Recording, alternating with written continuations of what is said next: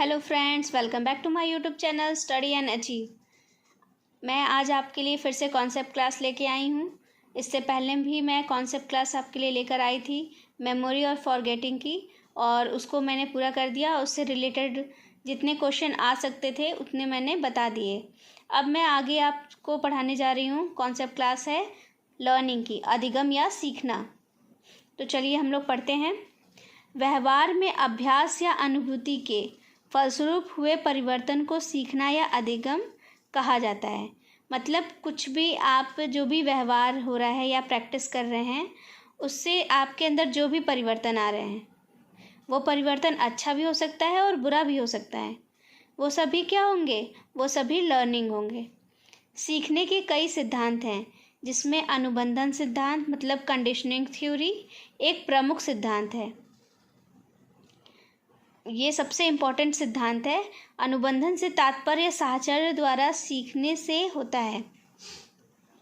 Classic अनुबंधन सिद्धांत classical conditional theory का प्रतिपादन रूसी शरीर क्रिया विज्ञानी रशियन फिजियोलॉजिस्ट IV पावलोव द्वारा किया गया। पावलोव पाचन की शरीर क्रिया पर कार्य कर रहे थे और उन्हें अपने इस उत्तम कार्य के लिए नोबेल पुरस्कार भी दिया गया था। मतलब आपको ये याद रखना है कि पावलोव को नोबेल पुरस्कार भी मिला हुआ है। क्लासिकल अनुबंधन के 4 तत्व हैं, मतलब 4 कंपोनेंट्स हैं उनके। कौन कौन से हैं? स्वाभाविक उद्दीपक, अनकंडीशनल या अनकंडीशनल स्टिमुलस, इसको हम UCR शॉर्ट फॉर्म में कहते हैं। UCS शॉर्ट फॉर्म में से हम क्या बोलते हैं? UCS। दूसरा है स्वाभाविक अनुक्रिया, अनकंडीशनल रिस्पॉन्स, इसको हम क्या बोलेंगे? UCR। अनुबंधित उद्दीपक, कंडीशनल स्टिमुलस, इसको हम क्या बोलते हैं? CS। तथा अनुबंधित अनुक्रिया, कंडीशनल रिस्पॉन्स, CR। आप जानिए इसको शॉर्ट फॉर्म में। नंबर फर्स्ट जो है वो UCS, number second UCR, number third CS और नंबर फोर्थ CR। अब इसके बारे में हम जानते हैं कि ये क्या है। तो स्वाभाविक उद्दीपक मतलब UCS वैसे उद्दीपक को कहा जाता है जो बिना किसी पूर्व प्रशिक्षण के ही प्राणी में अनुक्रिया उत्पन्न करता है। जैसे अगर आपने भोजन देखा, आपको भूख लगी हुई है, आपने भोजन देखा तो ऑटोमेटिक आपकी भूख और बढ़ जाएगी। ये आपको कोई सिखाता नहीं है, इसका कोई प्रशिक्षण नहीं होता है। तो वो क्या हो गया? स्वाभाविक हो गया। वो खुद ही बाहर ऐसी प्रतिक्रिया आपकी बाहर आ जाती है। तो वो क्या हो गया? UCS हो गया। स्वाभाविक अनुक्रिया वैसी अनुक्रिया को कहा जाता है जो स्वाभाविक उद्दीपक द्वारा उत्पन्न होती है। जैसे आपको कोई चीज़ बहुत ज़्यादा पसंद है, मान लीजिए आपको फ़ास्ट फूड बहुत ज़्यादा पसंद है, तो जब आपके सामने फ़ास्ट फूड आएगा तो आपके मुंह से, जैसे कि आपको फ़ास्ट फूड बहुत पसंद है, तो जब भी आप फ़ास्ट फूड देखेंगे आपके मुंह से लार निकलने लगेगी। ऐसा नहीं कि मुंह से पानी गिरने लगेगा, ऐसा कुछ नहीं है, लेकिन मन में अंदर से होता है। तो वो क्या हो गया? आपका स्वाभाविक अनुक्रिया, मतलब आप रिस्पॉन्स दे रहे हैं, वो स्वाभाविक है। इसी तरीके से पावलोव का अपने एक्सपेरिमेंट अगर जानते होंगे तो उसमें जो है कुत्ता जो है वो भोजन देख के ही उसका लार जो है वो गिरने लगती थी। तो क्या हो गया? उसका रिस्पॉन्स था वैसा, वो स्वाभाविक रिस्पॉन्स था, वो जानबूझ के नहीं करता था। अब आ जाइए अनुबंधित उद्दीपक। वैसे उद्दीपक को कहा जाता है जिसे यदि स्वाभाविक उद्दीपक के साथ या कुछ समय पहले लगातार कुछ प्रयासों तक दिया जाए तो वह उद्दीपक स्वाभाविक उद्दीपक के समान ही अनुक्रिया उत्पन्न कर देती है। जैसे कि मान लीजिए कि लगातार अभी कोई जानवर ही है आपके यहाँ, आप लगातार उसे जो भी खाना दे रहे हैं उसके साथ आप कुछ उसको पीने के लिए भी दे रहे हैं, दूध, पानी, कोल्ड ड्रिंक, जो आपका मन करे अगर दे रहे हैं, तो कुछ समय तक देने के बाद फिर उसके वो भी प्रतिक्रिया उसकी स्वाभाविक हो जाएगी। वह उसे देखकर भी उसी तरीके से बिहेव करेगा जैसा कि वो भोजन देखकर करता है। कोल्ड ड्रिंक मैंने आपको समझाने के लिए बस बता दिया है, कोल्ड ड्रिंक मत दीजिएगा। ठीक है। पावलोव के प्रयोग में घंटी की आवाज़ एक अनुबंधित उद्दीपक था। पावलोव क्या करता था, पहले घंटी बजाता था, फिर बुलाता था, फिर उसे भोजन देता था। तो वो क्या था, वो एक अनुबंधित उद्दीपक था। जब अनुबंधित उद्दीपक स्वाभाविक उद्दीपक के साथ संयोजित किया जाता है तो कुछ प्रयासों के बाद अनुबंधित उद्दीपक के प्रति प्राणी ठीक वैसा ही अनुक्रिया करता है जैसा कि वह स्वाभाविक उद्दीपक के प्रति करता है। पावलोव के प्रयोग में बिना भोजन देखे ही घंटी की आवाज़ सुनने से लार के स्राव की अनुक्रिया होती थी। तो यह अनुबंधित अनुक्रिया है। अनुबंधन के प्रयोगों में 4 तरह के कालिक क्रमों या टेम्पोरल सीक्वेंस का अध्ययन किया गया है। इसे समक्षणिक कालिक क्रम मतलब विलंबित कालिक क्रम, संकेत कालिक क्रम तथा पश्चगामी कालिक क्रम है। इसको ज़्यादा डीपली पढ़ने की ज़रूरत नहीं थी, बस मैंने आपको ऐसे बता दिया।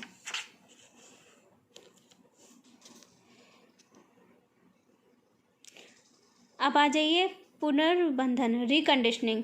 एक ऐसी प्रक्रिया है जिसमें विलोपन के बाद CS या UCS के युग्मन के प्रति पुनः CR तेजी से प्राणी द्वारा किया जाता है। तो उसे क्या बोलते हैं, पुनर्बंधन की प्रक्रिया स्वतः पुनर्लाभ से भिन्न होती है। सामान्यीकरण से क्या तात्पर्य है? सामान्यीकरण से तात्पर्य अनुक्रिया के फैलाव से होता है। मनोवैज्ञानिकों ने क्लासिकल अनुबंधन से संबंध 2 तरह के सामान्यीकरण का अध्ययन किया है। एक होता है अनुक्रिया सामान्यीकरण, दूसरा होता है उद्दीपक सामान्यीकरण। अनुक्रिया सामान्यीकरण का इंग्लिश में देख लीजिए क्या है, रिस्पॉन्स जनरलाइजेशन, और उद्दीपक सामान्यीकरण का क्या है, स्टिमुलस जनरलाइजेशन। अनुबंधित उद्दीपक के प्रति अनुबंधित अनुक्रिया होती है तो अक्सर प्राणी कुछ इस अनुक्रिया से संबंध कुछ अन्य अनुक्रिया से भी करता है।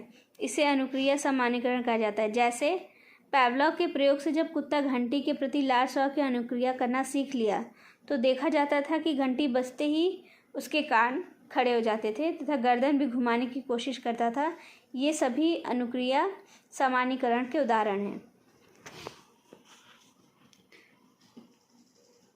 अनुक्रिया सामान्यीकरण की तुलना में उद्दीपक सामान्यीकरण पर मनोवैज्ञानिकों द्वारा अधिक बल डाला गया है। यह एक ऐसी प्रक्रिया है जिसमें CS के समान उद्दीपकों में वैसी ही अनुक्रिया उत्पन्न करने की प्रवृत्ति होती है जैसा कि CS द्वारा होता है। इसे उद्दीपक सामान्यीकरण कहा जाता है। अगर सड़क पर लाल बत्ती देखकर चाहे आप कितनी तीव्रता में हो या कम हो या अधिक में हो, किसी भी आकार में हो, व्यक्ति अपनी गाड़ी रोक देता है। यह उद्दीपक सामान्यीकरण का ही उदाहरण है। सामान्यीकरण का स्वरूप प्राथमिक तथा गौण कुछ भी हो सकता है। प्राथमिक सामान्यीकरण से तात्पर्य वैसे सामान्यीकरण से होता है जिसमें कुछ जन्मजात या पूर्व निर्धारित उद्दीपक आयाम सम्मिलित होते हैं। ठीक है, मतलब जो प्राथमिक सामान्यीकरण है वो आपके जन्मजात या पहले से ही निर्धारित किए हुए होते हैं। हल तथा पावलोव प्राथमिक सामान्यीकरण के पक्षधर हैं, मतलब इन्होंने उसके बारे में मत दिया है। इन लोगों का मत है कि जब किसी उद्दीपक के प्रति व्यक्ति अनुक्रिया करता है और उसके बाद पुनर्बलन मिलता है तो उसे एक आदर्श शक्ति का निर्माण हो जाता है जो अपने आप इन सारे उद्दीपकों के प्रति सामान्यीकृत हो जाते हैं जो उस उद्दीपक में भौतिक रूप से समान होते हैं। इसे प्राथमिक सामान्यीकरण कहा जाता है।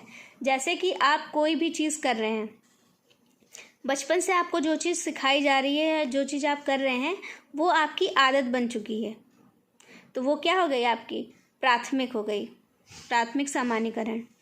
अब आ जाइए गौण सामान्यीकरण। प्राथमिक सामान्यीकरण से भिन्न होता है। गौण सामान्यीकरण वैसे सामान्यीकरण को कहा जाता है जिसमें समानता का आयाम अर्जित या सीखा गया है। जैसे अंग्रेजी शब्द हाउस या होम समान है, परंतु यह समानता जन्मजात नहीं होती, इसे व्यक्ति सीखता है। मतलब एक तरह से कह सकते हैं कि जो चीज़ें आप अपने परिवार द्वारा, समाज द्वारा या स्कूल में, विद्यालय द्वारा, शिक्षकों से जो चीज़ें आप सीखते हैं वो क्या हो गई, आपकी सेकेंडरी हो गई।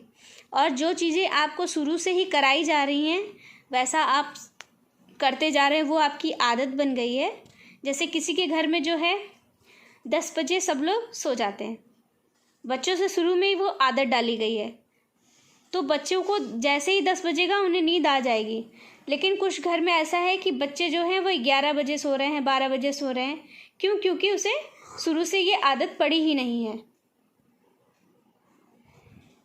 सामान्यीकरण को मिलर ने 1948 ने मध्यवर्ती सामान्यीकरण या संकेतों का अर्जित समतुलता भी कहा है। आधुनिक शोधों से यह पता चलता है कि क्लासिकी अनुबंधन का दैहिक आधार मस्तिष्क की एक विशेष संरचना जिसे लघु मस्तिष्क कहा जाता है होता है। लघु मस्तिष्क मनुष्यों पर किए गए नवीनतम अध्ययनों से यह स्पष्ट हुआ है कि जिन व्यक्तियों का लघु मस्तिष्क किसी कारण से क्षतिग्रस्त होता है उसे क्लासिकी अनुबंधन के नियमों के आधार पर अनुक्रिया को नहीं सिखलाया जा सकता। गार्सिया एवं कायलिंग 1966 के शोधों से यह स्पष्ट हो गया है कि पावलोव का यह दावा कि कोई भी तटस्थ उद्दीपक मतलब न्यूट्रल स्टिमुलस को सीएस के रूप में प्रयोग किया जा सकता है गलत है। प्राणी में दो उद्दीपकों के बीच संबंध स्थापित करने के लिए एक जैविक पूर्वभूति भी होनी चाहिए। पावलोव द्वारा कुत्ते पर प्रयोग किए जाने के पहले मशहूर अमेरिकन मनोवैज्ञानिक थॉर्नडाइक द्वारा पशु बुद्धि एनिमल इंटेलिजेंस का अध्ययन करने के लिए बिल्ली, कुत्तों, मुर्गी के बच्चे एवं बंदरों पर प्रयोग किया गया। आप लोगों को पता है थॉर्नडाइक ने किस पे प्रयोग किया था? आप लोग थॉर्नडाइक ने जो है वो चिंपैंजी पे प्रयोग किया था जिसका नाम क्या था? सुल्तान था। वे इन पशुओं के अधिगम के स्वरूप का अध्ययन कर रहे थे। वे प्रयत्न एवं त्रुटि सीखना का विश्लेषण कर रहे थे। इसी सिलसिले में उन्होंने सीखने का एक विशेष नियम जिसे प्रभाव का नियम लॉ ऑफ इफेक्ट भी कहा गया का प्रतिपादन किया। तो अगर आपसे पूछा जाए कि लॉ ऑफ इफेक्ट का प्रतिपादन किसने किया तो क्या आंसर हो जाएगा? थॉर्नडाइक ने किया। थॉर्नडाइक का यही प्रभाव नियम बाद में स्किनर द्वारा प्रतिपादित क्रिया प्रसूत अनुबंधन का आरंभ बिंदु बना।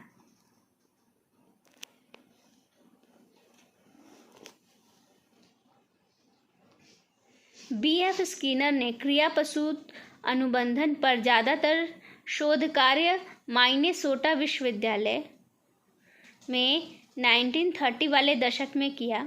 एक प्रसिद्ध पुस्तक द बिहेवियर ऑफ ऑर्गेनिज्म का प्रकाशन 1938 में किया।